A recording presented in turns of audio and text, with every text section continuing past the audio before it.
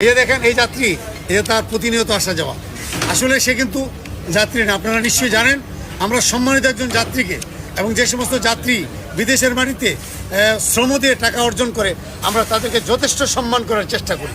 কিন্তু যখন এই যাত্রী ভেসে একটা লোক প্রতি বছর 50 বার, 60 বার, 70 বার আসা যাওয়া করে, তখন আমরা আর তাদের এই পণ্যকে আমরা তাদের এই বেগেজ আমরা যখন কাটি দেখি। তাহলে কি আমরা এইভাবে মুন্সি ভাই বলতে পারি কিনা, আমি মিজানুর রহমান বলেন, মিজানুর রহমান। আচ্ছা, মিজানুর রহমান ভাই বলতে পারি কিনা, সেটা হচ্ছে যে প্রবাসীদের সিম্পেথিটাকে কাজে লাগিয়ে প্রবাসীদের যে এক ধরনের যে মায়াটা আছে, ভালোবাসাটা আছে, যে তারা আসলে এয়ারপোর্টে মানে ধরা হচ্ছে, প্রবাসীদের হয়রানি করা হচ্ছে।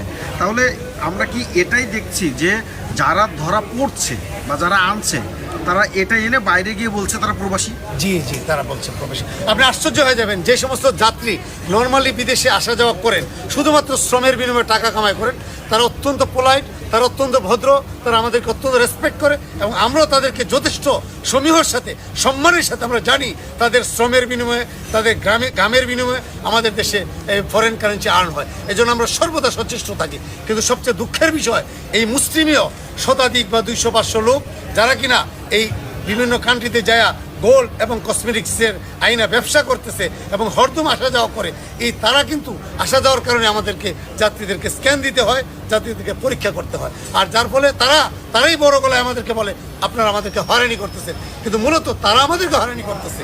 আজকে দেখতেছেন হাজার হাজার কার্টুন সিগারেট আসতেছে, টন কসমেটিক আসতেছে। এগুলোকে আমাদেরকে সবার অবস্থান থেকে আমাদেরকে সোচ্চার হওয়া দরকার, প্রতিরোধ করা দরকার।